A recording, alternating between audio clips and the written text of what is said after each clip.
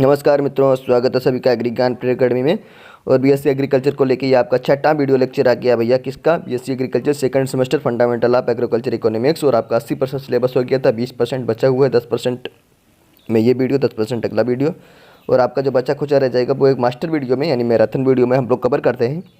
Marathon video का मतलब हमारे यहाँ यही होता है कि मैराथन वीडियो जो होता है उस वीडियो में आपको ऐसे क्वेश्चन मिल जाते हैं, आपको 150-200 क्वेश्चन उसी वीडियो में करा दिए जाते हैं, वो भी 10 से 15-20 मिनट के अंतर पे 20 मिनट के अंदर ही करा दिए जाते हैं। और उस वीडियो से 30 क्वेश्चन तो पक्के होते हैं। 30 क्वेश्चन तो हम लोग अपनी तरफ से मोहर लगा देते हैं, 30 क्वेश्चन तो आएंगे, आप अच्छे से खेल के आना। बाकी जो 30 क्वेश्चन है भाई वो भी आने की उम्मीद रहती है, लेकिन वो तभी आएगी, वो तभी आप लोग वो तभी जब आप पूरा वीडियो लेक्चर देखेंगे। और अगर आपने सारे वीडियो लेक्चर पुराने हर सब्जेक्ट के देखें हैं तो वो मास्टर वीडियो देखना आपके लिए काफ़ी फ़ायदेमंद रहता है, क्योंकि तभी आपको अच्छे से समझ आता है हमारी बोली, हमारी भाषा, हमारा चलन, हमारा जो भी चीज़ें होती हैं, तभी आप समझ पाओगे जब सारे वीडियो देख लोगे।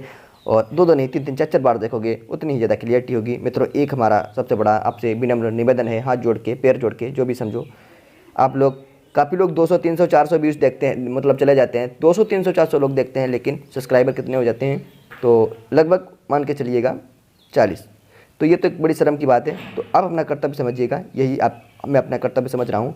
तो ईमानदारी के साथ मेहनत क्या होता है? यही होता है कि अगर हमने आप पे विश्वास किया है कि आप लोग सब्सक्राइब किए होंगे तो यही ईमानदारी होती है। वरना कितना भी मेहनत हार्ड वर्क करो तो वो जीरो हो जाता है। तो वर्क हार्ड भले कितना करो वो जीरो हो जाता है। तो यही सबसे बड़ा हॉनेस्ट होता है। Honesty is the best policy. But अगर आप लोग सब्सक्राइब नहीं करते, क्योंकि कोई पैसा नहीं लगता है उसका, तो सब्सक्राइब करते रहिएगा और दिल पे हाथ रख के कहिएगा, पेरेंट्स को याद करके कहिएगा कि मैंने सब्सक्राइब कर दिया है। नहीं किया है तो तुरंत दबाओ, तुरंत दबाओ। और 1 मिनट के लिए सोचो, मैं सोच रहा हूँ जी। उम्मीद है कर लिया होगा मित्रों। तो यही सोच के चलो। ऑप्शन नंबर 1, जनसंख्या अध्ययन को क्या कहा जाता है? जनसंख्या अध्ययन को क्या कहा जाता है? ऑप्शन नंबर बी हो जाएगा, जननांकी। अगला क्वेश्चन है आपका, जननांकी। माल्थीसियन जनसंख्या सिद्धांत किस पर आधारित है? माल्थीसियन जनसंख्या सिद्धांत ऑप्शन बी सी हो जाएगा, खाद्य उत्पादन और जनसंख्या वृद्धि पर आधारित है। ऑप्टिमम पॉपुलेशन का अर्थ होता है ऑप्शन नंबर सी, आदर्श जनसंख्या का मतलब होता है ऑप्टिमम पॉपुलेशन। जनसंख्या नियंत्रण का एक प्राकृतिक निर्धारक कौन सा होता है? तो ऑप्शन नंबर बी हो जाएगा, मृत्यु दर। बार्टर प्रणाली का मुख्य उद्देश्य क्या होता है? ऑप्शन नंबर डी, दोहरी इच्छाओं का अभाव बार्टर प्रणाली में। माल्थस के अनुसार जनसंख्या किस दर से बढ़ती है? ऑप्शन नंबर बी हो जाएगा, ज्यामितीय। देखो माल्थस ने बताया था ज्यामितीय, यानी 2x4 जनसंख्या कैसे बढ़ती है? 2, पहले साल 2, फिर 4, फिर 4 दूना 8, दूनी 16, दूनी 32, कितना गुणात्मक रूप से बढ़ रही है। बार्टर प्रणाली को किसने विस्थापित किया था, प्रतिस्थापित किया था? तो मुद्रा ने। पहले बार्टर प्रणाली चलती थी, बार्टर प्रणाली।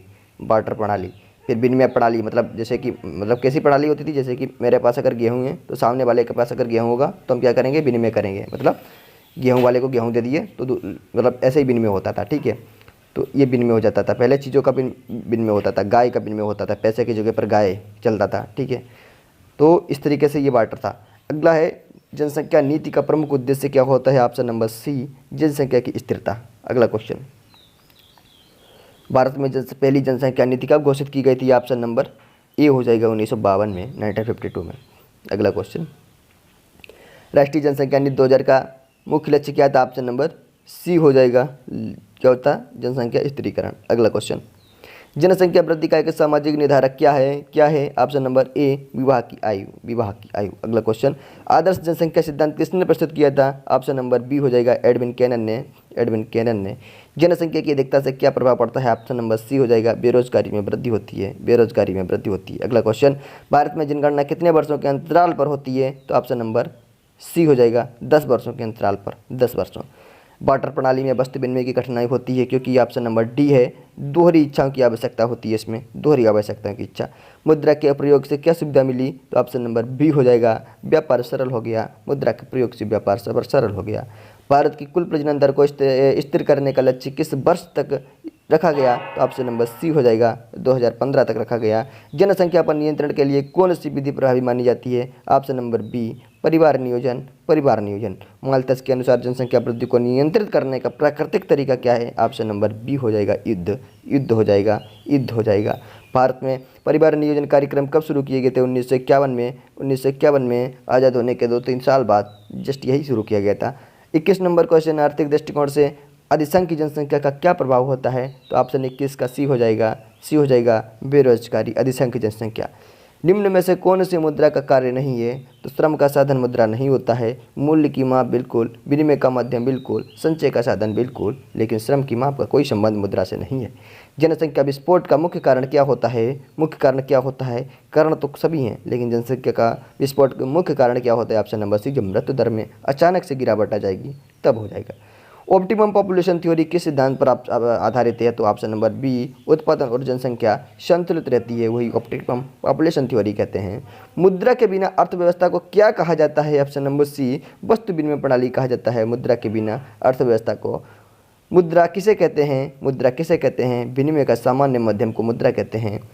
बर्थ रेट को हिंदी में क्या कहते हैं? बी हो जाएगा, जन्म दर हो जाएगा, जन्म दर हो जाएगा। ऐसे क्वेश्चन थोड़े न बताने की जरूरत है।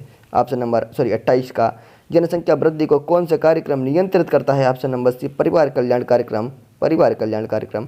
कौन सी मुद्रा नहीं है? ऑप्शन नंबर डी, खेत कोई मुद्रा नहीं है, खेत कोई मुद्रा नहीं है। माल्थस का सिद्धांत किस वर्ष आया था? ऑप्शन नंबर बी, 1798 में, 1798 में। डायरेक्ट पूछ सकता है।